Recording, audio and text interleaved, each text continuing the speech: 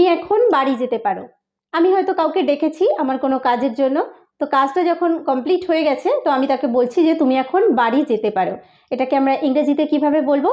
You may go home now. You may go home now. আমায় নিয়ে চিন্তা করো না।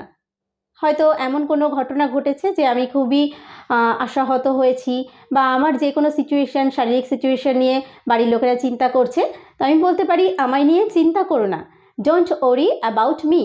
Don't worry about me. বাড়ির কেউ, বড় কেউ হয়তো হাসপাতালে আছেন, তো কেউ হয়তো এসে জিজ্ঞেস করছে যে উনি বাড়িতে আছেন, তো আমি বলছি যে না, উনি হাসপাতালে আছেন।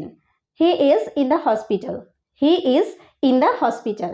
কারোর বাচ্চা হয়তো ঘরে খুব চিৎকার করছে, তো আমি তাকে বলছি যে বাচ্চাটা খুব চিৎকার করছে, বা তুমি যাও বাচ্চাটাকে সামলাও, বাচ্চাটা চিৎকার করছে। The baby is screaming. The baby is screaming.